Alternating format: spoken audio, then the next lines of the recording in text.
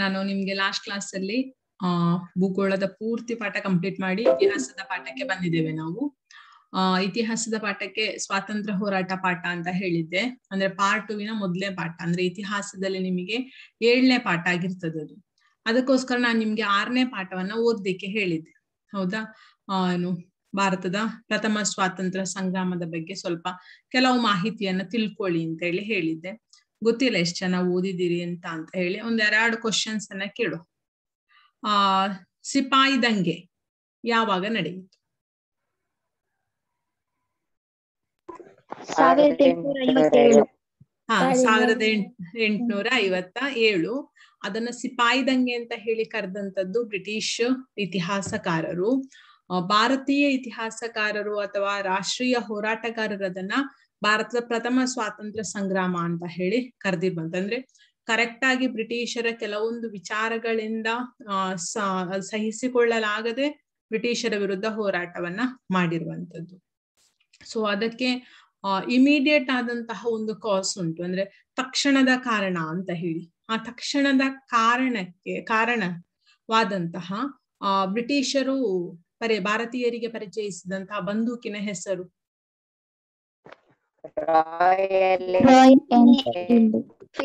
Very good.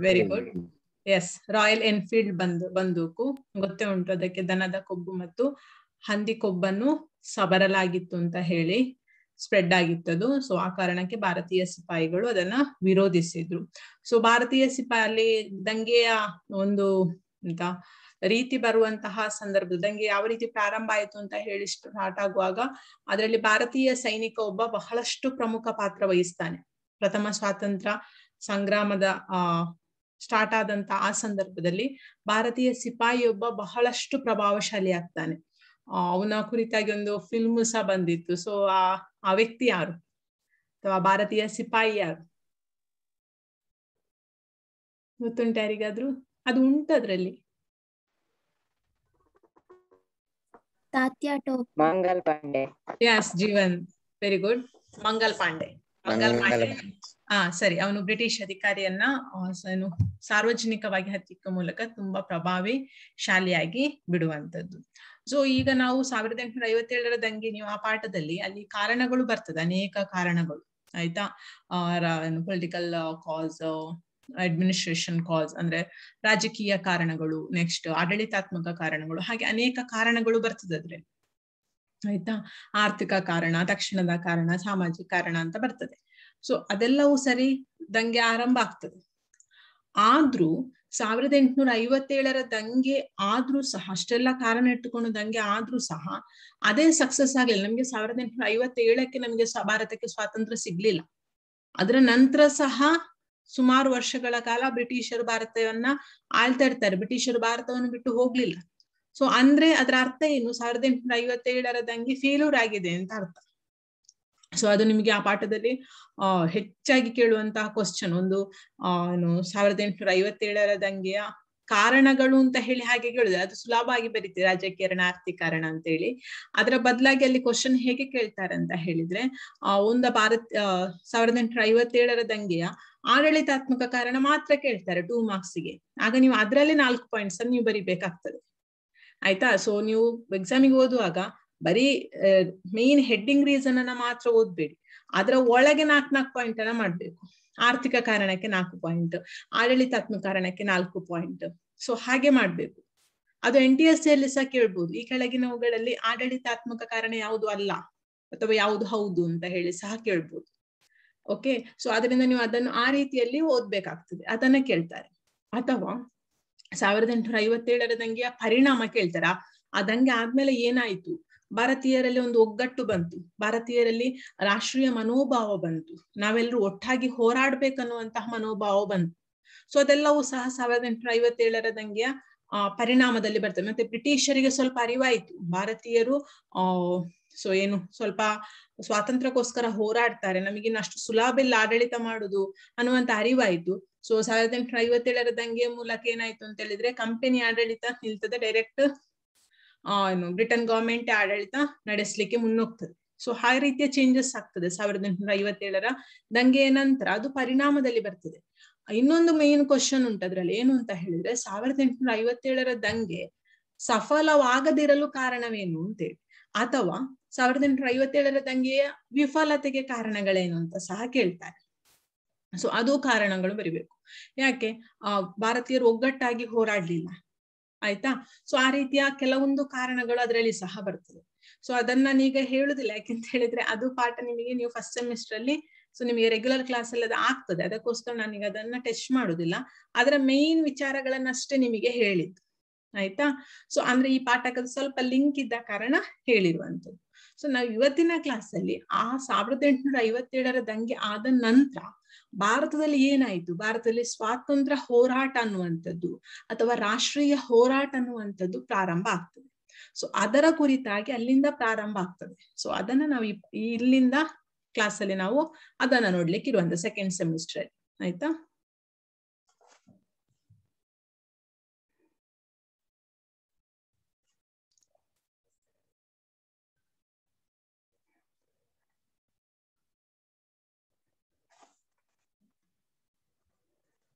ಇದು ಸ್ವಲ್ಪ slide ಇದ್ದು ಫಾಂಟ್ ಸ್ವಲ್ಪ ದೊಡ್ಡಾಗಿ ಕೆಲವೆಲ್ಲ ಕೆಳಗೆ ಬಂದಿದೆ. ಸೊ ಈ ಪಾಠದಲ್ಲಿ ಮೇನ್ ಆಗಿ ನೀವು ಏನೆಲ್ಲ ತಿಳ್ಕೊಳ್ಳಿಕ್ಕೆ ಉಂಟು ಅಂತ ನಾನು ಹೇಳಿದ್ದೆ. ಸೊ 1857ರ ನಂತರ ಏನೆಲ್ಲ ಚೇಂಜಸ್ ಆಯ್ತು ಆ ವಿಚಾರಗಳನ್ನು ನೀವು ಈ ಪಾಠದಲ್ಲಿ ತಿಳ್ಕೊಳ್ಳಿಕ್ಕಿರುವಂತದ್ದು. ಮೇನ್ ಆಗಿ ರಾಷ್ಟ್ರೀಯತೆಯ ಉದಯ. ಸೊ ರಾಷ್ಟ್ರೀಯ ಉದಯ ಯಾವ ರೀತಿಯಲ್ಲಿ ಆಯ್ತು ಅಂತ ಹೇಳಿ ನೋಡ್ಲಿಕ್ಕೆ ಉಂಟು. ಸೊ ಈ ರಾಷ್ಟ್ರೀಯತೆಯ ಉದಯದ ಮೂಲಕ ಹುಟ್ಟಿಕೊಂಡಂತಹ ಇನ್ನೊಂದು ಒಂದು ಸಂಘಟನೆ ಅಥವಾ ಒಂದು ಭಾರತೀಯ ಸಂಸ್ಥೆ ಅಂತ ಹೇಳ್ಬೋದು. ಅದು ಇವಾಗ ನಾವು ಅದನ್ನ ಪಕ್ಷವಾಗಿ ಕನ್ಸಿಡರ್ ಮಾಡ್ತೇವೆ, ಆದ್ರೆ ಅದು ಸ್ವಾತಂತ್ರ್ಯ ಪೂರ್ವದಲ್ಲಿ ಅದೊಂದು ರೀತಿಯ ಬಲ ಆಗಿತ್ತು ಅಥವಾ ಒಂದು ಸಂಘಟನೆ ಆಗಿತ್ತು ಅಂತ ಹೇಳ್ಬೋದು. ಸೊ ಅದು ಭಾರತೀಯ ರಾಷ್ಟ್ರೀಯ ಕಾಂಗ್ರೆಸ್ ಅನ್ನುವಂಥದ್ದು. ಸೊ ಅದರ ನೆಕ್ಸ್ಟ್ ನಾವು ತಿಳ್ಕೊಳ್ಳಿಕ್ಕಿರುವಂತದ್ದು, ಈ ಭಾರತೀಯ ರಾಷ್ಟ್ರೀಯ ಕಾಂಗ್ರೆಸ್ನ ಮೂಲಕ ಕೆಲವು ಬೇರೆ ಬೇರೆ ರೀತಿಯ ಮನೋಭಾವ ಇರುವ ವ್ಯಕ್ತಿಗಳ ಮೂಲಕ ಒಂದು ಗುಂಪುಗಳಾಗ್ತದೆ, ಅದೇ ಮಂದಗಾಮಿ, ತೀವ್ರಗಾಮಿ ಮತ್ತು ಕ್ರಾಂತಿಕಾರಿಗಳು. ಸೊ ಇದಿಷ್ಟು ವಿಚಾರಗಳನ್ನ ನಾವು ಈ ಪಾಠದಲ್ಲಿ ತಿಳ್ಕೊಳ್ಳಿಕ್ಕೆ ಇರುವಂತದ್ದು, ಆಯ್ತಾ. ನಾನು ಅದೇ ನಮ್ಗೆ ಲಾಸ್ಟ್ ಕ್ಲಾಸ್ ಅಲ್ಲಿ ಸಹ ಹೇಳಿದ್ದೆ. ಸೊ ಮೊದ್ಲು ಇದು ದೊಡ್ಡ ಪಾಠ ಆಗಿತ್ತು, ಸ್ವಾತಂತ್ರ್ಯ ಹೋರಾಟ ಅನ್ನುವಂತಹ ಒಂದು ಪಾಠ ಬಹಳಷ್ಟು ದೊಡ್ಡ ಪಾಠ. ಸೊ ಇದ್ರಲ್ಲಿ ಮಂದಗಾಮಿ, ತೀವ್ರಗಾಮಿಗಳಾದ ನಂತರ ಅದರ ನೆಕ್ಸ್ಟ್ ಸ್ಟೇಜ್ ಗಾಂಧಿ ಇರಾ ಅಂತ ಹೇಳಿ ಸ್ಟಾರ್ಟ್ ಆಗ್ತದೆ, ಗಾಂಧಿ ಯುಗ ಅನ್ನುವಂಥದ್ದು. ಅದು ಸಹ ಇದ್ರ ಒಟ್ಟಿಗೆ ಬರ್ತಿತ್ತು. ಗಾಂಧಿ ಯುಗದ ಜೊತೆಯಲ್ಲಿ ಅದರಲ್ಲಿ ಆದಂತಹ ಕೆಲವೊಂದು ಇನ್ಸಿಡೆಂಟ್ಸ್ಗಳು ಸಹ ಅದರಲ್ಲಿ ಸೇರ್ತಾ ಇತ್ತು. ಈಗ ಜಲಿಯನ್ ವಾಲಾ ಬಾಗ್ ಹತ್ಯಾಕಾಂಡ, ಸೊ ಅದೆಲ್ಲವೂ ಸಹ ನೆಕ್ಸ್ಟ್ ಕೆಲವು ಹೋರಾಟಗಳು ಅದೆಲ್ಲವೂ ಸಹ ಇದ್ರಲ್ಲಿ ಸೇರಿ ಆಗ್ತಿತ್ತು. ಆಗ ದೊಡ್ಡ ಪಾಠ ಆಗ್ತಿತ್ತು. ಅದನ್ನ ಇವಾಗ ಏನ್ ಮಾಡಿದ್ದಾರೆ ಅಂದ್ರೆ 2 ಭಾಗ ಮಾಡಿದ್ದಾರೆ. ಗಾಂಧಿ ಯುಗದ ಮೊದಲಿನ ರಾಷ್ಟ್ರೀಯ ಹೋರಾಟವನ್ನ ಒಂದು ಚಿಕ್ಕ ಪಾಠ ಆಗಿ ಕೊಟ್ಟಿದ್ದಾರೆ. ಗಾಂಧಿ ಯುಗದ ನೆಕ್ಸ್ಟ್, ಗಾಂಧಿ ಯುಗ ಮತ್ತು ಗಾಂಧಿ ಯುಗದ ನೆಕ್ಸ್ಟ್ ಇದ್ದು ಇನ್ನೊಂದು ಪಾಠದಲ್ಲಿ ಕೊಟ್ಟಿದ್ದಾರೆ. ಸೊ ನಾವೀಗ ಗಾಂಧಿ ಯುಗದ ಮೊದಲಿದ್ದ ವಿಚಾರಗಳನ್ನ ತಿಳ್ಕೊಳ್ಳುವ. ಸೊ ರಾಷ್ಟ್ರೀಯತೆ ಉದಯ ಅನ್ನುವಂಥದ್ದು ಹೇಗೆ ಆಯ್ತು ಅಂತ ಹೇಳಿ. ಸೊ ಈ ರಾಷ್ಟ್ರೀಯತೆ ಉದಯ, ನ್ಯಾಷನಾಲಿಟಿ ಅಂತ ಹೇಳಿ ನಾವೇನೇ ಇಂಗ್ಲಿಷ್ ಅಲ್ಲಿ ಹೇಳ್ತೇವೆ. ಸೊ ಆ ರಾಷ್ಟ್ರೀಯತೆಯ ಉದಯ ಅನ್ನುವಂಥದ್ದು ಭಾರತ ಸ್ವಾತಂತ್ರ್ಯ ಹೋರಾಟದಲ್ಲಿ ಬಹಳ ಮೇನ್ ವಿಷಯ ಆಗಿರ್ತದೆ, ಆಯ್ತಾ. ಸೊ ಇದು 19ನೇ ಶತಮಾನದ ಕೊನೆಯ ಭಾಗದಲ್ಲಿ ಬಹಳ ತೀವ್ರ ಮಟ್ಟದಲ್ಲಿ ಬೆಳವಣಿಗೆ ತೊಡೀತದೆ. ಸೊ ಯಾತಕ್ಕೋಸ್ಕರ ಈ ರಾಷ್ಟ್ರೀಯತೆ ಉದಯ ಭಾರತದಲ್ಲಿ ಆಯ್ತು ನಮ್ಗೆಲ್ರಿಗೂ ಗೊತ್ತೇ ಉಂಟು. ಏನು, ಬ್ರಿಟಿಷರನ್ನ ಭಾರತದಿಂದ ಓಡಿಸುವಂತಹ ಕೆಲಸ, ಭಾರತಕ್ಕೆ ಸ್ವತಂತ್ರ ಸಿಗುವ ಉದ್ದೇಶದಿಂದ ರಾಷ್ಟ್ರೀಯತೆ ಅನ್ನುವಂಥದ್ದು ಪ್ರಾರಂಭ ಆಗಿರುವಂಥದ್ದು, ಆಯ್ತಾ. ಸೊ ವಿದೇಶಿಯರ ಎಲ್ಲಿದ್ದಂತಹ ರಾಜಪ್ರಭುತ್ವ ಅಥವಾ ಅವರಲ್ಲಿದ್ದಂತಹ ಅವರು ಈ ನಮ್ಮನ್ನು ಶೋಷಣೆಗೊಳಪಡಿಸೋದಕ್ಕೆ ಅಂತ್ಯ ಕಾಣುವಂಥದ್ದು,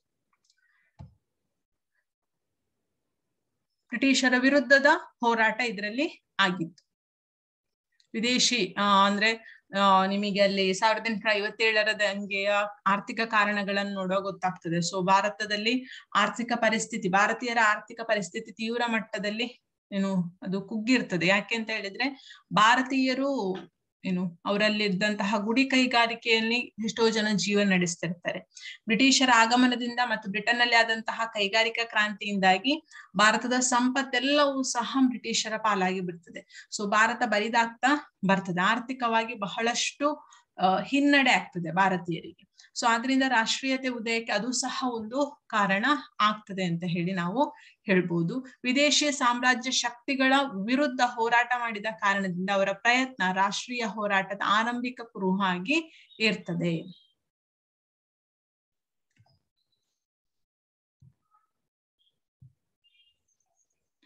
ಸೊ 19ನೇ ಶತಮಾನದ ಉತ್ತರಾರ್ಧದಲ್ಲಿ ಏನಾಯ್ತು ಅಂತ ಹೇಳಿದ್ರೆ, ಸೊ ಬ್ರಿಟಿಷರು ಕೆಲವೊಂದು ಡೆವಲಪ್ಮೆಂಟ್ ಅನ್ನ ಮಾಡಿದ್ದಾರೆ. ಸೊ ಇನ್ನೊಂದು ಮಕ್ಳೇ, ನಿಮಗೆ ಇದು ಯಾವುದು ಹೊಸತಲ್ಲ ಅಂತ ಹೇಳುದಕ್ಕೆ ನಾನೊಂದು ವಿಷಯ ಹೇಳ್ತೇನೆ. ನಾನು ಇವಾಗ NNMS ನ ಮಕ್ಕಳಿಗೆ ಮಾಡ್ತಾ ಇದ್ದೇನೆ ಪಾಠ. ಅಂದ್ರೆ ಅವರಿಗೆ ಲಾಸ್ಟ್ ಇಯರ್ 7th ಅಷ್ಟು ಕವರ್ ಆಗಿರ್ಲಿಕ್ಕಿಲ್ಲ. ಸೊ ಆ ಕಾರಣಕ್ಕೆ ನಾನು NNMS ನ ಮಕ್ಕಳಿಗೆ 7th ಅನ್ನ ಸ್ವಲ್ಪ ಕವರ್ ಮಾಡ್ತಾ ಇರುವಂತದ್ದು. ಸೊ ಅಲ್ಲಿ ಬರುವಂತಹ ಪಾಠಗಳು ಏನಿದೆ ಅದೆಲ್ಲವೂ ಸಹ ನೀವು 10th ಅಲ್ಲಿ ಓದುವಂತಹ ಪಾಠಗಳೇ. ಫಸ್ಟ್ ಸೆಮಿಸ್ಟರ್ ನ ಪಾಠಗಳು 9th ಅಲ್ಲಿ ನೀವು ಓದಿದ್ದೀರಿ. ಸೆಕೆಂಡ್ ಸೆಮಿಸ್ಟರ್ ನ ಎಲ್ಲಾ ಪಾಠಗಳು ನೀವು 10th ಅಲ್ಲಿ ಓದ್ಲಿಕ್ಕಿರುವಂತದ್ದು. ಯುರೋಪಿಯನರ ಆಗಮನದಿಂದ ಅಲ್ಲಿಯೂ ಸ್ಟಾರ್ಟ್ ಆಗುದು. ಸೊ ಆದ್ರಿಂದ ನಿಮಗೆ 10th ನ ಹಿಸ್ಟ್ರಿ ಉಂಟಲ್ಲ, ಅದು ಕಷ್ಟ ಅಂತ ಅನಿಸ್ಲಿಕ್ಕೆ ಸಾಧ್ಯವಿಲ್ಲ. ಯಾಕೆಂದ್ರೆ ನೀವು ಜಸ್ಟ್ 2 years ಬ್ಯಾಕ್ ಅದನ್ನ ಓದಿದ್ದೀರಿ, ಹೌದಾ? ಈಗ ನೀವು 10th, 9th, 8th 2 ವರ್ಷ ಗ್ಯಾಪ್. 7th ಅಲ್ಲಿ ನೀವು ಅದನ್ನ ಓದಿದ್ದೀರಿ, ಮರ್ತು ಹೋಗಿರ್ಬೋದು. ಆದ್ರೆ ನಿಮ್ಗೆ 10th ಅಲ್ಲಿ ಪಾಠ ಮಾಡಿದಾಗ ಅದು ಸ್ವಲ್ಪ ಈಸಿ ಆಗಿರ್ತದೆ. ನಾನ್ ಬೇಕಿದ್ರೆ ನಿಮ್ಗೆ ತೋರಿಸ್ತೇನೆ. ನಿಮ್ಗೆ ಮಾತ್ರ ಟೆಕ್ಸ್ಟ್ ಬುಕ್ ಇಲ್ಲ ಅಂದ್ರೆ ನನ್ನ ಹತ್ರ ಉಂಟು, ಆಯ್ತಾ, ಟೆಕ್ಸ್ಟ್ ಬುಕ್. ಸೊ ಅದ್ರಲ್ಲಿ ತೋರಿಸ್ತೇನೆ ನಿಮ್ಗೆ ಸೆಮಿಸ್ಟರ್ ಅಲ್ಲಿ ಯಾವ್ದೆಲ್ಲ ಬರ್ತದೆ.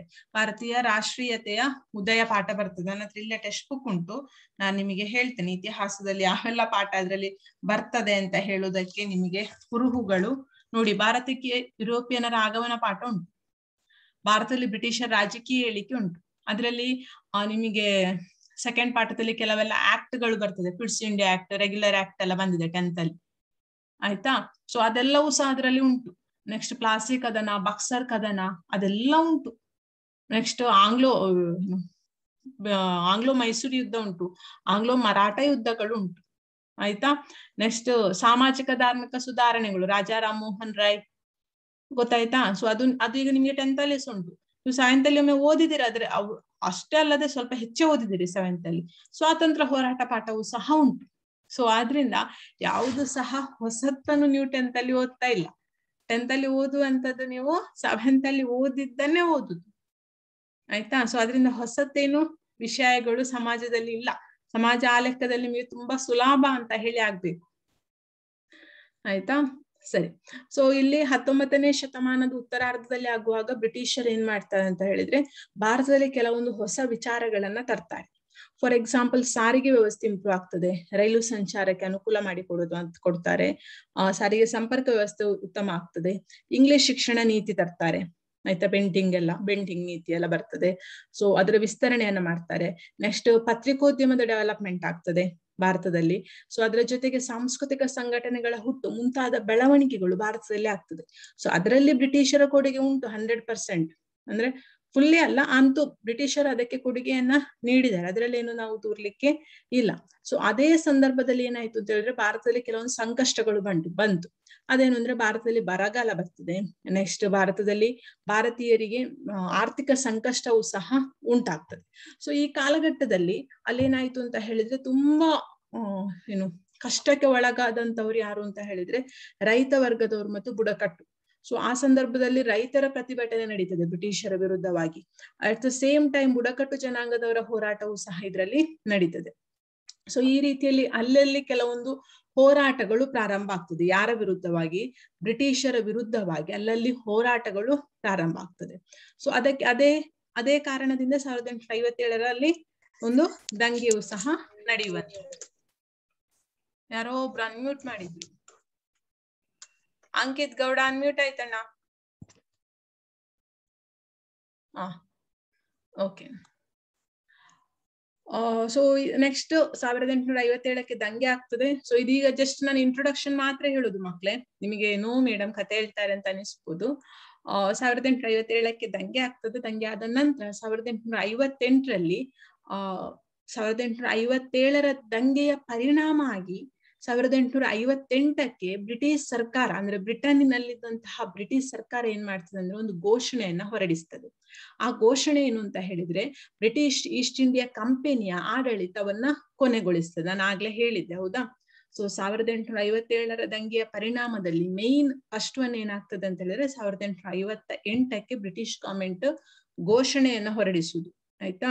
ಸೊ ಯಾವಾಗ ಬ್ರಿಟಿಷ್ ಗವರ್ಮೆಂಟ್ ಘೋಷಣೆಯನ್ನು ಹೊರಡಿಸಿತು ಅಂತ ಹೇಳಿದ್ರೆ 1858. ಸೊ ಯಾವ ಘೋಷಣೆ ಅಂತ ಹೇಳಿದ್ರೆ, ಭಾರತದಲ್ಲಿ ಅಲ್ಲಿ ತನಕ ಕಂಪನಿ ಆಡಳಿತ ಇರ್ತದೆ. ಅಂದ್ರೆ ಯಾವ company? British East India company ಆಡಳಿತ ಇರ್ತದೆ. ಸೊ ಅದು ಅಲ್ಲಿಗೆ ಕೊನೆಗೊಳ್ತದೆ. So British East India company ಆಡಳಿತವನ್ನ ಕೊನೆಗೊಳಿಸಿ ನೇರವಾಗಿ ಬ್ರಿಟಿಷ್ ಸರ್ಕಾರದ ಆಡಳಿತವನ್ನು ಬ್ರಿಟನ್ ರಾಣಿಯ ಹೆಸರಲ್ಲಿ ಜಾರಿಗೊಳಿಸಲಾಗ್ತದೆ. ಅದನ್ನೊಂದು ಪಾಯಿಂಟ್ ಅನ್ನ ಬರೀರಿ. 1858 ನಂತರ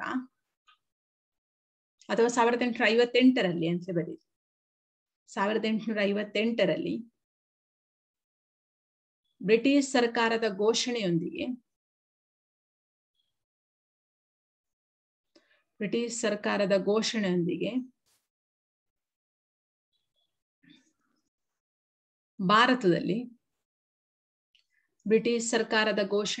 ಭಾರತದಲ್ಲಿ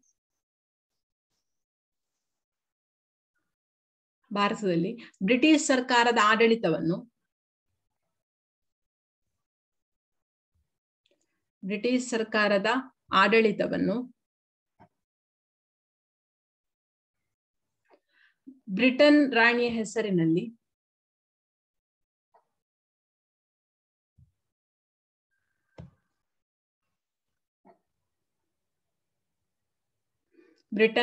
ಹೆಸರಿನಲ್ಲಿ ಜಾರಿಗೊಳಿಸಲಾಯಿತು.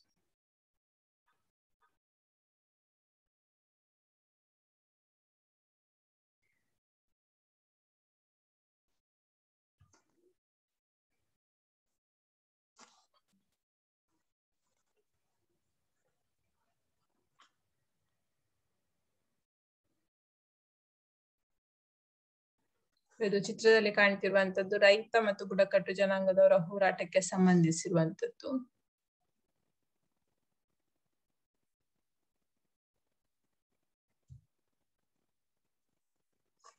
ಇದು ಬ್ರಿಟನ್ ರಾಣಿಯ ಹೆಸರಿನಲ್ಲಿ ಆಡಳಿತ ಅಲ್ಲಿಗೆ ಪ್ರಾರಂಭ ಆಗ್ತದೆ.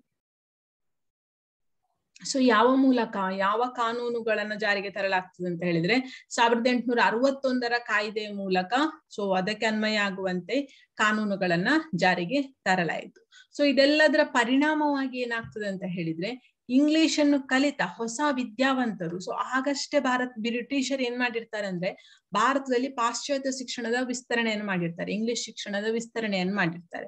ಸೊ ಆ ಇಂಗ್ಲಿಷ್ ಶಿಕ್ಷಣದ ವಿಸ್ತರಣೆಯ ಮೂಲಕ ಭಾರತೀಯರು ಸಹ ಇಂಗ್ಲಿಷ್ ಶಿಕ್ಷಣವನ್ನ ಕಲೀಲಿಕ್ಕೆ ಪ್ರಾರಂಭಿಸ್ತಾರೆ. ಸೊ ಬ್ರಿಟಿಷರ ಇಂಗ್ಲಿಷ್ ಶಿಕ್ಷಣವನ್ನು ಕಲಿತಂತಹ ಭಾರತೀಯ ವಿದ್ಯಾವಂತರು ಏನ್ ಮಾಡ್ತಾರೆ ಅಂದ್ರೆ, ಅಥವಾ ವಿದ್ಯಾವಂತ ವರ್ಗ ಏನ್ ಮಾಡ್ತಾರೆ ಅಂದ್ರೆ, ರಾಷ್ಟ್ರೀಯತೆಯ ಪರಿಕಲ್ಪನೆಯನ್ನು ಸ್ಪಷ್ಟಗೊಳಿಸುವ ಮತ್ತು ಜನರ ಜೊತೆ ಹಂಚಿಕೊಳ್ಳುವ ಪ್ರಯತ್ನವನ್ನ ಮಾಡ್ತಾರೆ. ಅಂದ್ರೆ ವಿದ್ಯಾವಂತರಿಗೆ ಆಗ ಸ್ವಲ್ಪ ಕೆಲವೊಂದು ಐಡಿಯಾಸ್ ಬಂತು. ಅಲ್ಲಿ ತನಕ ಸೊ ಕೇವಲ ಮೂಢನಂಬಿಕೆ ಆ ರೀತಿಯ ಒಂದು ಬೇರೆ ರೀತಿಯಾದಂತಹ ಚಿಂತನೆಗಳು ಭಾರತೀಯರಲ್ಲಿತ್ತು. ಸೊ ಈ ಮೂಲಕ ಈ ವಿದ್ಯಾವಂತರ ಸಂಖ್ಯೆ ಹೆಚ್ಚಾಗುವುದರ ಮೂಲಕ ವಿದ್ಯಾವಂತರು ಜನಸಾಮಾನ್ಯರಲ್ಲಿ ರಾಷ್ಟ್ರೀಯತೆಯ ಮನೋಭಾವವನ್ನ ಬೆಳೆಸುವಂತಹ ಪ್ರಯತ್ನವನ್ನ ಮಾಡಿದ್ರು. ಆಯ್ತಾ. ಸೊ ಆ ಮೂಲಕ ರಾಷ್ಟ್ರೀಯತೆ ಹುಟ್ಟುಕೊಂಡಿತು. ಸೊ ಅದರ ಒಂದು ನೆಕ್ಸ್ಟ್ ಹಂತವೇ ಯಾವುದು ಅಂತ ಹೇಳಿದ್ರೆ, ನಾವು ನೆಕ್ಸ್ಟ್ ನೋಡ್ಲಿಕ್ಕಿರುವಂತದ್ದೇ ಯಾವುದು ಅಂತ ಹೇಳಿದ್ರೆ ಭಾರತೀಯ ರಾಷ್ಟ್ರೀಯ ಕಾಂಗ್ರೆಸ್. ಆಯ್ತಾ. ನೆಕ್ಸ್ಟ್ ನಾವು ನೋಡ್ಲಿಕ್ಕಿರುವಂತದ್ದು ಭಾರತೀಯ ರಾಷ್ಟ್ರೀಯ ಕಾಂಗ್ರೆಸ್. ಈ ವಿದ್ಯಾವಂತರ ಮೂಲಕ ಜನರಲ್ಲಿ ರಾಷ್ಟ್ರೀಯತೆ ಅನ್ನುವಂಥದ್ದು ರಾಷ್ಟ್ರೀಯತೆಯ ಕಲ್ಪನೆಗಳು ಹೆಚ್ಚಾಗ್ತಾ ಹೋದಂತೆ ಸೊ ಭಾರತೀಯ ರಾಷ್ಟ್ರೀಯ ಕಾಂಗ್ರೆಸ್ ಹುಟ್ಟಿಗೆ ಅದು ಕಾರಣ ಆಗ್ತದೆ. ಸೊ ನೀವು ನೆಕ್ಸ್ಟ್ ಸೈಡ್ ಹೆಡಿಂಗ್ ಬರೀಲಿಕ್ಕೆ ಅದೇ ಭಾರತೀಯ ರಾಷ್ಟ್ರೀಯ ಕಾಂಗ್ರೆಸ್.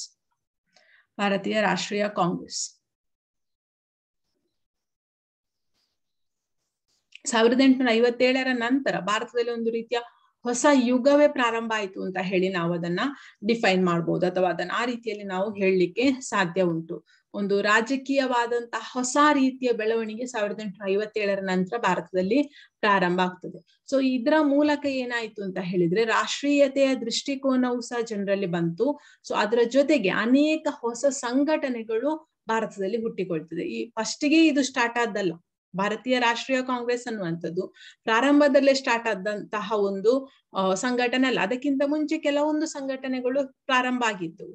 ಸೊ ಅದು ಯಾವುದು ಅದು ಕ್ವಶನ್ ಹೀಗೆ ಬರ್ತದೆ, ಭಾರತೀಯ ರಾಷ್ಟ್ರೀಯ ಕಾಂಗ್ರೆಸ್ ಸ್ಥಾಪನೆಗಿಂತ ಮೊದಲು ಭಾರತದಲ್ಲಿದ್ದಂತಹ ಸಂಘಟನೆಗಳು ಯಾವುದೆಲ್ಲ ಅಂತ ಹೇಳಿದ್ರೆ, ದ ಹಿಂದೂ ಮೇಳ, the East India association, Poona ಸಾರ್ವಜನಿಕ ಸಭಾ, ಇಂಡಿಯನ್ ಅಸೋಸಿಯೇಷನ್. ಇದನ್ನು ನೀವು ಬರ್ಕೊಳ್ಬೇಕು 4. ಇದು ಭಾರತೀಯ ರಾಷ್ಟ್ರೀಯ ಕಾಂಗ್ರೆಸ್ ಸ್ಥಾಪನೆ ಆಗುವುದಕ್ಕಿಂತ ಮೊದಲು ಭಾರತದಲ್ಲಿ ಸ್ಥಾಪಿಸಲ್ಪಟ್ಟ ಸಂಘಟನೆಗಳು, ಭಾರತೀಯ ಸಂಘಟನೆಗಳು.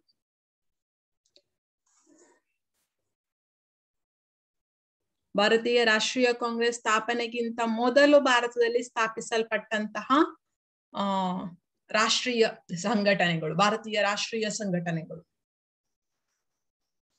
ಸೊ ಇದು NTS ಗೆ ಕೇಳ್ಬೋದು ಮಕ್ಳೇ. ಇದು NTS ಕೇಳ್ತಾರೆ, 10th ಫೈನಲ್ ಎಕ್ಸಾಮ್ಗೆ 2 ಮಾರ್ಕ್ಸ್ಗೆ ಸಹ ಕೇಳ್ತಾರೆ ಇದನ್ನು. ಅಥವಾ ನಿಮ್ಗೆ ಅಕಸ್ಮಾತ್ OMR ಇದ್ದೇ ಬಂದ್ರು ಸಹ ಅಲ್ಲಿ ಸಹ ಕೇಳ್ಬೋದು.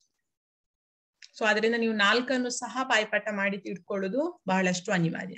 ಹಿಂದೂ ಮೇಳ, the East India association, Poona ಸಾರ್ವಜನಿಕ ಸಭಾ ಮತ್ತು ದ ಇಂಡಿಯನ್ ಅಸೋಸಿಯೇಷನ್.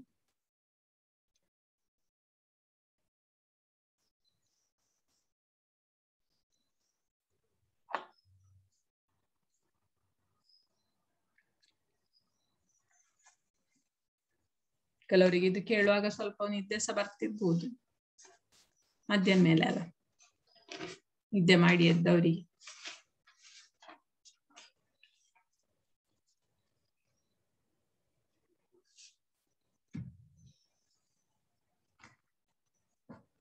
ನಾಲ್ಕು ಬರದ್ರ ಇಲ್ಲಿ 1 ನಿಮಿಷ, ಅದು ಕ್ವಶನ್ ಮೊದ್ಲಿತ್ತು, ಈಗ ನೋಡ್ತೇನೆ 1 ನಿಮಿಷ. ಉಂಟು, ಅದು ನಿಮಗೆ ಟೆಕ್ಸ್ಟ್ ಬುಕ್ ಅಲ್ಲಿ ಕ್ವಶನ್ಸ್ ಉಂಟು. ಭಾರತೀಯ ರಾಷ್ಟ್ರೀಯ ಕಾಂಗ್ರೆಸ್ ನ ಸ್ಥಾಪನೆಗೆ ಮೊದಲು ಇದ್ದ ಸಂಘಟನೆಗಳು ಯಾವುವು ಅಂತ ಹೇಳಿ ಕ್ವಶನ್ ಉಂಟು ನೋಟ್ಸ್ ಅಲ್ಲಿ ಬರೀಲಿಕ್ಕೆ. ಆಯ್ತಾ, ಅದು ಇದೆ 4.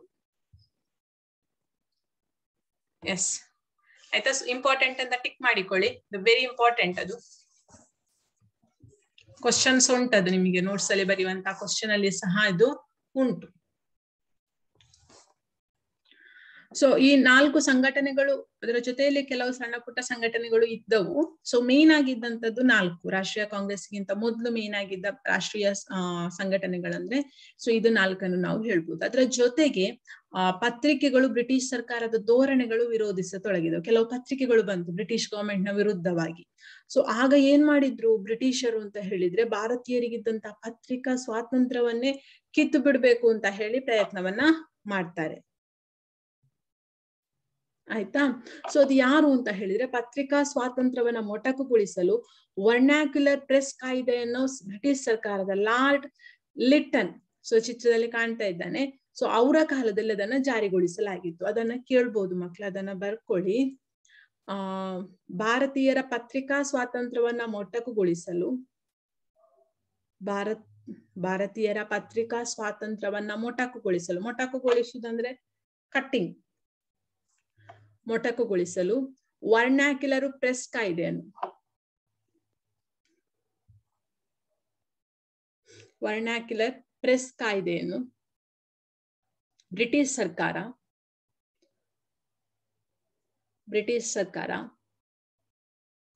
ಲಾರ್ಡ್ ಲಿಟ್ಟನ್ರ ಕಾಲದಲ್ಲಿ, ಬ್ರಿಟಿಷ್ ಸರ್ಕಾರ ಲಾರ್ಡ್ ಲಿಟ್ಟನ್ರ ಕಾಲದಲ್ಲಿ ಜಾರಿಗೊಳಿಸಿತು.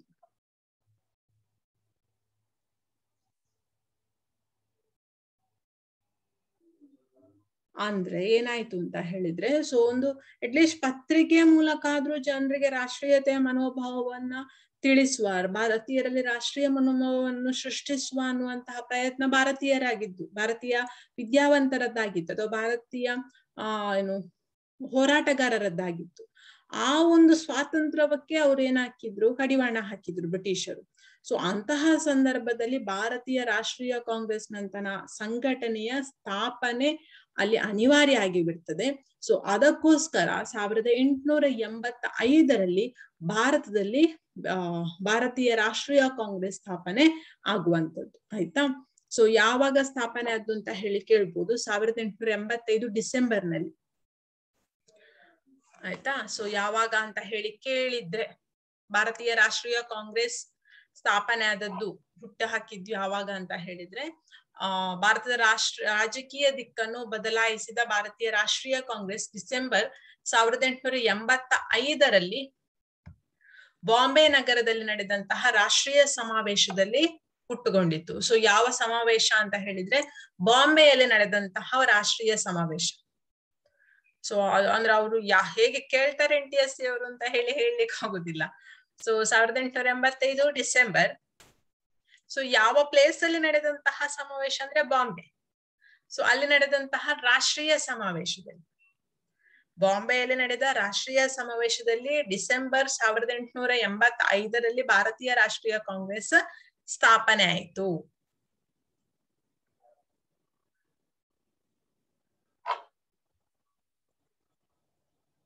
ಸೊ ಯಾರು ಇದರ ಅಧ್ಯಕ್ಷರಾದ್ರು ಫಸ್ಟ್ಗೆ ಅಂತ ಹೇಳಿದ್ರೆ, ಅದರ ಮೊದಲ ಅಧ್ಯಕ್ಷರು WC ಬ್ಯಾನರ್ಜಿ ಅಧ್ಯಕ್ಷರು. ಮೊದಲ ಅಧ್ಯಕ್ಷರು WC ಬ್ಯಾನರ್ಜಿ. ಸೊ ಇವರು WC ಬ್ಯಾನರ್ಜಿ ಅವರು ಸೊ ಅದರ ಮೊದಲ ಅಧ್ಯಕ್ಷರಾಗಿದ್ರು. ಹಾಗಾದ್ರೆ ನಾವೊಂದು ಥಿಂಕ್ ಮಾಡ್ತೇವೆ, ಏನು ಇವರಾಗಾದ್ರೆ ಅಧ್ಯಕ್ಷರು, ಈ ರಾಷ್ಟ್ರೀಯ ಕಾಂಗ್ರೆಸ್ ನ ಹುಟ್ಟಿಗೆ ಮೇನ್ ಕಾರಣೀಕರ್ತರಾದವ್ರು ಇವರೇ WC ಬ್ಯಾನರ್ಜಿ ಅಂತ ಹೇಳಿದ್ರೆ ಹೌದು, ಆದ್ರೆ ಪೂರ್ತಿಯಾಗಿ ಅಲ್ಲ. ಆಯ್ತಾ. ಸೊ ಅದರಲ್ಲಿ ಅವಿರತ ಶ್ರಮ ವಹಿಸಿದಂತಹ ಇನ್ನೊಬ್ಬ ವ್ಯಕ್ತಿ ಇದ್ದಾರೆ. ಸೊ ಅವ್ರು ಯಾರು ಅಂತ ಹೇಳಿ ನೋಡುವ. ಇದೊಂದು ಪ್ರಥಮ ರಾಷ್ಟ್ರೀಯ ಸಮಾವೇಶದ ಒಂದು ಚಿತ್ರ. ಸೊ ಯಾರು ಅಂತ ಹೇಳಿದ್ರೆ ಅದು AO ಹ್ಯೂಮ್. ಸೊ ಯಾರು ಈ ಸಂಘಟನೆ ಹುಟ್ಟಿನ ಹಿನ್ನೆಲೆಯಲ್ಲಿ ಅವಿರತ ಪ್ರಯತ್ನ ನಡೆಸಿದವರು ನಿವೃತ್ತ ಬ್ರಿಟಿಷ್ ನಾಗರಿಕ ಸೇವಾಧಿಕಾರಿ ಅವರು AO ಹ್ಯೂಮ್ ಅವರು ಬಾಂಬೆ, ಮದ್ರಾಸ್ ಮತ್ತು ಕಲ್ಕತ್ತಾ ಕೇಂದ್ರಗಳಲ್ಲಿನ ರಾಜಕೀಯ ನಾಯಕರನ್ನ ಭೇಟಿ ಮಾಡಿ ಅವರ ಜೊತೆಯಲ್ಲಿ ಅದರ ಬಗ್ಗೆ ಡಿಸ್ಕಸ್ ಮಾಡಿ ಸಾರ್ವಜನಿಕ ಹಿತಾಸಕ್ತಿಯ ವಿಷಯಗಳನ್ನ ಚರ್ಚಿಸಿ ಸೊ ಆ ಮೂಲಕ ರಾಷ್ಟ್ರೀಯ ಕಾಂಗ್ರೆಸ್ ಸ್ಥಾಪನೆಗೆ ಅವರು ಕಾರಣೀಕರ್ತರಾಗ್ತಾರೆ. ಅಂದ್ರೆ ರಾಷ್ಟ್ರೀಯ ಕಾಂಗ್ರೆಸ್ ಸ್ಥಾಪನೆಗೆ ಹೆಚ್ಚು ಪ್ರಯತ್ನ ಮಾಡಿದಂತಹ ವ್ಯಕ್ತಿ, ಕಾರಣೀಕರ್ತನಾದಂತಹ ವ್ಯಕ್ತಿ ಯಾರು ಅಂತ ಕೇಳಿದ್ರೆ ನೀವು ಯಾರನ್ನು ಬರಿಬೇಕು? AO Hume. ಅಥವಾ ಕ್ವಶನ್ ಹೇಗೂ ಬರ್ಬೋದು, ಭಾರತೀಯ ರಾಷ್ಟ್ರೀಯ ಕಾಂಗ್ರೆಸ್ನ ಸ್ಥಾಪನೆಗೆ ಅವಿರತ ಪ್ರಯತ್ನವನ್ನು ನಡೆಸಿದಂತಹ AO ಹ್ಯೂಮ್ ಯಾರು ಅಂತ ಹೇಳಿದ್ರೆ ಸೊ ಅವರು ಯಾರು ಅಂತ ಹೇಳಿದ್ರೆ ನಿವೃತ್ತ ಬ್ರಿಟಿಷ್ ನಾಗರಿಕ ಸೇವಾಧಿಕಾರಿ. ನಿವೃತ್ತ ಬ್ರಿಟಿಷ್ ನಾಗರಿಕ ಸೇವಾಧಿಕಾರಿ. ಐಡಿಯಾ ಸಿಗ್ತಾ ಇರ್ಬೋದು ಯಾವ್ದನ್ನು ಬರಿಬೇಕು ಯಾವ್ದನ್ನು ಬರಿಬಾರ್ದು ಅಂತ ಹೇಳಿ. ಸೊ AO ಹ್ಯೂಮ್ ಬಗ್ಗೆ ಬರಿಬೇಕು. ನಿವೃತ್ತ ಬ್ರಿಟಿಷ್ ನಾಗರಿಕ ಸೇವಾಧಿಕಾರಿ, ಅವಿರತ ಪ್ರಯತ್ನ ನಡೆಸಿದಂತವರು. ಸೊ ನೆಕ್ಸ್ಟ್ WC ಬ್ಯಾನರ್ಜಿ ಬಗ್ಗೆ ಸಹ ಬರಿಬೇಕು.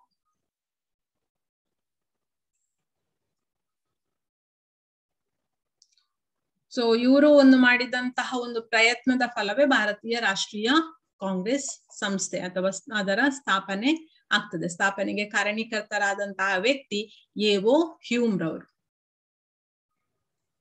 ಸೊ ಆರಂಭಿಕ ಸಭೆಯಲ್ಲಿ ಕಾಂಗ್ರೆಸ್ ತನ್ನ ಪ್ರಮುಖ ಉದ್ದೇಶ ರಾಷ್ಟ್ರೀಯ ಐಕ್ಯತೆಯನ್ನು ಸಾಧಿಸಿ ಬೆಳೆಸುವುದು ಅಂತ ಹೇಳಿ ಸಾರಿಸ. ಈಗ ಯಾವುದೇ ಒಂದು ಸಂಘಟನೆ ಆದ್ರೂ ಅದಕ್ಕೊಂದು ಏಮ್ ಇರ್ತದೆ, ಅದರದ್ದೇ ಆದಂತಹ ಕೆಲವು ಆಬ್ಜೆಕ್ಟ್ಸ್ ಅಥವಾ ಉದ್ದೇಶ ಅಂತ ಹೇಳಿ ಇರ್ತದೆ. ಸೊ ಫ್ರಮ್ ಬಿಗಿನಿಂಗ್ ಆರಂಭದಲ್ಲಿ ಈ INC ಅಥವಾ ಭಾರತೀಯ ರಾಷ್ಟ್ರೀಯ ಕಾಂಗ್ರೆಸ್, ಸೊ ನಾವು ಅದನ್ನ ಇಂಡಿಯನ್ ನ್ಯಾಷನಲ್ ಕಾಂಗ್ರೆಸ್ ಅಂತ ಸಹ ಹೇಳ್ತೇವೆ, INC ಅಂತ ಸಹ ಹೇಳ್ಬೋದು. ಆಯ್ತಾ. ಸೊ ಈ INC ಅಥವಾ ಭಾರತೀಯ ರಾಷ್ಟ್ರೀಯ ಕಾಂಗ್ರೆಸ್ ನ ಮೂಲ ಉದ್ದೇಶ ಆರಂಭದಲ್ಲಿ ಏನಾಗಿತ್ತು ಅಂತ ಹೇಳಿದ್ರೆ ರಾಷ್ಟ್ರೀಯ ಐಕ್ಯತೆಯನ್ನ ಸಾಧಿಸುವುದು ಮತ್ತು ಅದನ್ನ ಬೆಳೆಸುವಂತದ್ದು. ಸೊ ಸಾಧಿಸ್ಲೂಬೇಕು, ಅದರ ಜೊತೆಗೆ ಅದನ್ನ ಬೆಳೆಸುವಂತದ್ದು ಸಹ ಬೇಕು ಅನ್ನುವಂತಹ ಉದ್ದೇಶವನ್ನ ಇಟ್ಟಿತ್ತು. ಅದರ ಜೊತೆಗೆ ಸಾಮಾಜಿಕವಾಗಿ ಮತ್ತು ಸಾಂಸ್ಕೃತಿಕವಾಗಿ ಬಹುಮುಖಿ ಧಾರಣೆಗಳನ್ನು ಹೊಂದಿದ್ದ ಭಾರತೀಯರಲ್ಲಿ ಐಕ್ಯತೆ ಮನೋಭಾವನೆ, ಅಂದ್ರೆ ಭಾರತದಲ್ಲಿ ಏನಾಗಿತ್ತು ಅಂದ್ರೆ ಅನೇಕ ಸಂಸ್ಕೃತಿ, ಅನೇಕ ಸಾಮಾಜಿಕ ವಿಚಾರಗಳಿತ್ತು, ಅವರದ್ದೇ ರೂಟಲ್ಲಿ ಹೋಗ್ತಾ ಇದ್ರು. ಸೊ ಅದು ಹೇಗಿತ್ತು ಅಂತ ಹೇಳಿ ನೀವು ಫಾರ್ ಎಕ್ಸಾಂಪಲ್ ಅಂಬೇಡ್ಕರ್ ಅವರ ಜೀವನ ಚರಿತ್ರೆಯನ್ನು ನೀವು ನೋಡಿದ್ರೆ ನಿಮ್ಗೆ ಗೊತ್ತಾಗ್ತದೆ.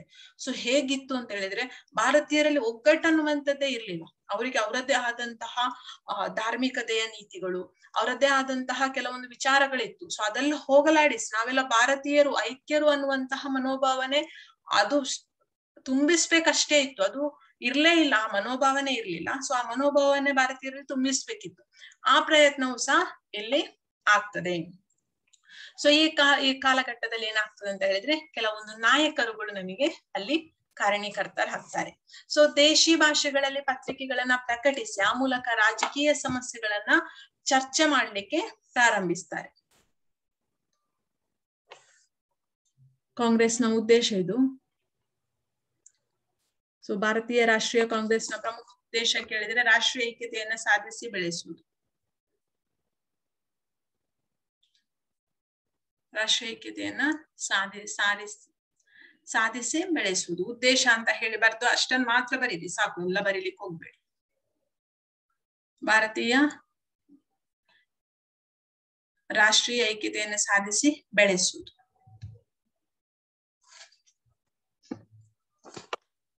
ಸೊ ಅದಷ್ಟು ಸುಲಭದ ಕೆಲಸ ಅಲ್ಲ.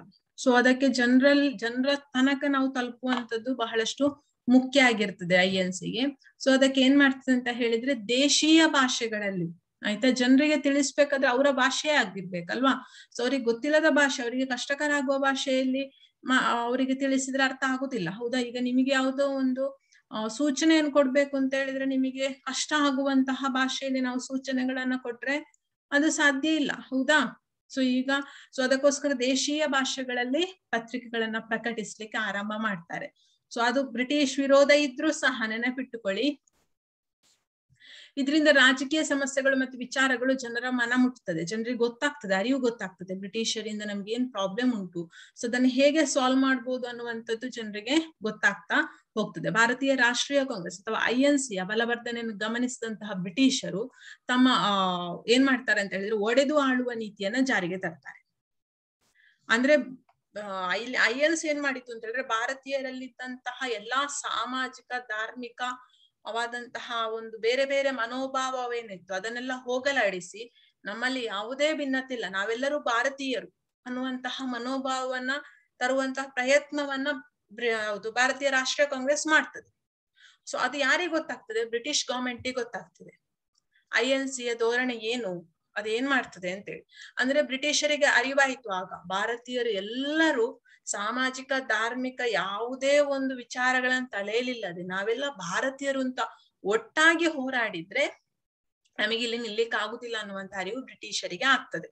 ಅಂದ್ರೆ ಒಗ್ಗಟ್ಟಿನಲ್ಲಿ ಬಲವಿದೆ ಅಂತ ಹೇಳಿ ಆಗ್ತದೆ. ಸೊ ಅದಕ್ಕೆ ಬ್ರಿಟಿಷರು ಏನ್ ಮಾಡ್ತಾರೆ ಅಂದ್ರೆ ಒಡೆದು ಆಳುವ ನೀತಿ ಅನ್ನೋದನ್ನ ಜಾರಿಗೆ ತರ್ತಾರೆ. ಸೊ ಈಗ ನಮ್ಮ ಭಾರತ ದೇಶದಲ್ಲಿ ಸೊ ಕೆಲವೊಂದು ವಿಚಾರಗಳಾಗ್ತದೆ. ಈಗ ಕೋಮು ಗಲಭೆಗಳು, ಧಾರ್ಮಿಕವಾಗಿ ಕೆಲವೊಂದು ಭಿನ್ನಾಭಿಪ್ರಾಯಗಳು, ಅಥವಾ ಈಗ ಜಮ್ಮು ಕಾಶ್ಮೀರ ಸಮಸ್ಯೆ, ಸೊ ಅದೆಲ್ಲವೂ ಸಹ ಉದ್ಭವ ಆಗ್ಲಿಕ್ಕೆ ಮೂಲ ಕಾರಣ ಯಾರಾಗಿದ್ರು ಅಂತ ಹೇಳಿದ್ರೆ ಬ್ರಿಟಿಷರು. ಭಾರತೀಯರಲ್ಲಿ ಆ ಮನೋಭಾವ ಇರ್ಲಿಲ್ಲ. ಸೊ ಭಾರತೀಯರಲ್ಲಿ ಆ ಮನೋಭಾವನ ತುಂಬಿದವರು ಯಾರು ಅಂತ ಹೇಳಿದ್ರೆ ಬ್ರಿಟಿಷರು.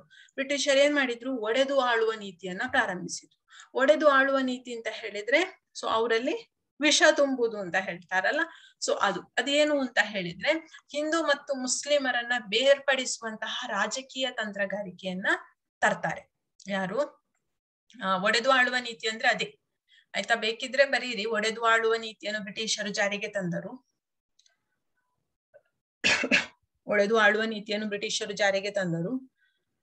ಸೊ ಅಂದ್ರೆ ಏನು ಅಂತ ಹೇಳಿ ನಿಮಗೆ ಗೊತ್ತಾಗ್ಲಿಕ್ಕೆ ಬೇಕಿದ್ರೆ ಬರ್ಕೊಳ್ಳಿ, ಇಲ್ಲ ಅರ್ಥ ಆಗ್ತದೆ ಅಂದ್ರೆ ಬೇಕು ಅಂತ ಹೇಳಿಲ್ಲ. ಸೊ ಅದೇನು ಅಂತ ಹೇಳಿದ್ರೆ ಹಿಂದೂ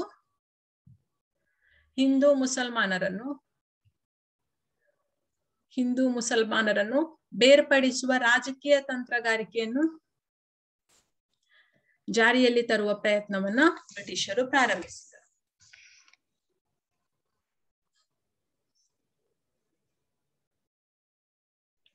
ಸೊ ಅದಾದ್ರೂ ಸಹ INC ಪಟ್ಟು ಬಿಡದೆ ಏನ್ ಮಾಡ್ತದೆ ಅಂತ ಹೇಳಿದ್ರೆ ಸೊ ಅದರ ವಿಚಾರಗಳನ್ನ ಜನರಿಗೆ ಮುಟ್ಟಿಸುವಂತಹ ಕೆಲಸವನ್ನ ಬೇರೆ ರೀತಿಯ ಕಾರ್ಯತಂತ್ರಗಳ ಮೂಲಕ ತರುವಂತಹ ಒಂದು ಕೆಲಸವನ್ನ INC ಮಾಡ್ತದೆ. ಸೊ ಈ ರೀತಿಯಲ್ಲಿ 19ನೇ ಶತಮಾನದ ಕೊನೆಯ ಭಾಗದಲ್ಲಿ ಸೊ ಈ INC ಏನಾಯ್ತು ಅಂತ ಹೇಳಿದ್ರೆ ರಾಜಕೀಯ ಭಿನ್ನ ಮತವನ್ನ ಕಾಣಿಸಿಕೊಳ್ತದೆ. ಅಂದ್ರೆ ಸೊ ಅಲ್ಲಿ ಸಹ ಕೆಲವೊಂದು ಒಡಕುಗಳು ಬರ್ತದೆ ಈ ಸಂಘಟನೆಯಲ್ಲಿ. ಅಂದ್ರೆ ತುಂಬಾ ಜನ ಇರ್ತಾರೆ, ಅವರ ಮನೋಭಾವ ಬೇರೆ ಬೇರೆ ಇರ್ತದೆ. ಒಬ್ರು ಹಿಂಸಾತ್ಮಕ ಮಾರ್ಗ ಇದ್ರೆ ಇನ್ನೊಬ್ರು ಅಹಿಂಸಾತ್ಮಕ ಮಾರ್ಗ ಇರ್ತದೆ. ಕೆಲವರು ಈ ರೀತಿ ಮಾಡುವ ಅಂದ್ರೆ ಕೆಲವರು ಅದಕ್ಕೆ ವಿರೋಧ, ಹಾಗೆ ಬೇಡ ಅಂತ ಹೇಳುವವರು ಇರ್ತಾರೆ. ಹೌದಾ, ಈಗ ನಾವು ಕ್ಲಾಸ್ ಮಾಡ್ತೇವೆ ಅಂತ ಹೇಳಿದ್ರೆ ಕ್ಲಾಸ್ ಮಾಡಿ ಹೇಳುವವರು ಒಬ್ರು, ಕ್ಲಾಸ್ ಮಾಡುದು ಬೇಡ ಅಂತ ಹೇಳುವವರು ಇಬ್ರು. ಇನ್ನೊಂದು ವರ್ಗ ಇರ್ತದೆ, ಕ್ಲಾಸ್ ಮಾಡಿದ್ರು ಆದಿತ್ತು ಮಾಡದಿದ್ರು ಆದಿತ್ತು ಅಂತ ಹೇಳುವಂತವ್ರು ಇರ್ತಾರೆ. ಸೊ ಅದೇ ರೀತಿಯಲ್ಲಿ ಭಾರತೀಯ ರಾಷ್ಟ್ರೀಯ ಕಾಂಗ್ರೆಸ್ ಅಲ್ಲಿ ಏನಾಯ್ತು ಅಂದ್ರೆ 19ನೇ ಶತಮಾನದ ಕೊನೆಯ ಭಾಗಕ್ಕೆ ಕೆಲವೊಂದು ಭಿನ್ನಾಭಿಪ್ರಾಯಗಳು ಹುಟ್ಟಿಕೊಳ್ತದೆ, ಅದರಲ್ಲಿ ಒಡಕು ಬರ್ತದೆ. ಸೊ ಕಾರ್ಯತಂತ್ರ, ನಂಬಿಕೆಗಳು, ಸೈದ್ಧಾಂತಿಕತೆ, ಹೋರಾಟದ ಒಂದು ಮಾದರಿಗಳಿಂದಾಗಿ ಅವರನ್ನ ನಾವು ಬೇರೆ ಬೇರೆ ರೀತಿಯಲ್ಲಿ ಡಿವೈಡ್ ಮಾಡ್ತೇವೆ. ಅದೇ ಡಿವೈಡ್ ಏನು ಅಂತ ಹೇಳಿದ್ರೆ ನಾವು ಹೇಳುವಂತ ಮಂದಗಾಮಿಗಳು ಮತ್ತು ತೀವ್ರಗಾಮಿಗಳು. ಸೊ ಅದರಲ್ಲಿ ಭಾರತೀಯ ರಾಷ್ಟ್ರೀಯ ಕಾಂಗ್ರೆಸ್ ನಲ್ಲೇ ಒಂದು ಹುಟ್ಟು, ಇನ್ನೊಂದು ಹುಟ್ಟು ಅಂತ ಹೇಳ್ಬೋದು, ಅದರದ್ದೇ ಇನ್ನೊಂದು ಗುಂಪು. ಸೊ ಅದೇ ಯಾವುದು, ಮಂದಗಾಮಿಗಳು. ಸೊ ಅದರ ಕೆಲವೊಂದು ಧೋರಣೆಗಳು ಇಷ್ಟ ಆಗದೆ ಆ ಗುಂಪಿಂದ ಹೊರಗೆ ಬಂದು ನಾವು ಮಂದಗಾಮಿಗಳು ಅಂತ ಹೇಳಿ ಕರೆಸಲ್ಪಟ್ಟವರೇ ಮಂದಗಾಮಿಗಳು. ಸೊ ಈ ಮಂದಗಾಮಿಗಳ ಯುಗ ಅಂತ ಹೇಳಿ ಹೇಳ್ತೇವೆ ನಾವು. ಅದನ್ನ ನಾವು ಯಾವಾಗ ಹೇಳ್ತೇವೆ ಅಂದ್ರೆ ಸಾಂಪ್ರದಾಯಿಕವಾಗಿ ಭಾರತೀಯ ರಾಷ್ಟ್ರೀಯ ಕಾಂಗ್ರೆಸ್ನ ಪ್ರಾರಂಭದ 20 ವರ್ಷಗಳನ್ನು ಮಂದಗಾಮಿ ಯುಗ ಅಂತ ಹೇಳ್ತಾರೆ. ಸೊ 1885ರಲ್ಲಿ INC ಸ್ಟಾರ್ಟ್ ಆದದ್ದು, ಹುಟ್ಟು. INCಯ ಹುಟ್ಟು ಯಾವಾಗ, ಇಂಡಿಯನ್ ನ್ಯಾಷನಲ್ ಕಾಂಗ್ರೆಸ್ ನ ಹುಟ್ಟು 1885. ಸೊ ರಾಷ್ಟ್ರೀಯ ಕಾಂಗ್ರೆಸ್, ಭಾರತೀಯ ರಾಷ್ಟ್ರೀಯ ಕಾಂಗ್ರೆಸ್ನ ಸ್ಥಾಪನೆಯ ಪ್ರಾರಂಭದ ಮೊದಲ 20 ವರ್ಷಗಳನ್ನು ನಾವು ಮಂದಗಾಮಿ ಯುಗ ಅಂತ ಹೇಳಿ ಹೇಳ್ತೇವೆ. ಮಂದಗಾಮಿ ಯುಗ ಅಂತ ಹೇಳಿದ್ರೆ ಯಾವಾಗ ಅಂತ ಹೇಳಿದ್ರೆ ನೆನಪಿಟ್ಟುಕೊಳ್ಳಿ, ಭಾರತೀಯ ರಾಷ್ಟ್ರೀಯ ಕಾಂಗ್ರೆಸ್. ಸೊ ಪದೇ ಪದೇ ಫುಲ್ ಬರಿಬೇಕು ಅಂತ ಹೇಳಿಲ್ಲ, INC ಅಂತ ಬರೀರಿ. INC ಅಂದ್ರೆ ಫುಲ್ ಫಾರ್ಮ್ ಗೊತ್ತಿರ್ಬೇಕು, ಇಂಡಿಯನ್ ನ್ಯಾಷನಲ್ ಕಾಂಗ್ರೆಸ್. ಸೊ ಅದರ INCಯ ಪ್ರಾರಂಭದ 20 ವರ್ಷಗಳನ್ನು ಮಂದಗಾಮಿ ಯುಗ ಅಂತ ಹೇಳಿ ಕರೀತಾರೆ.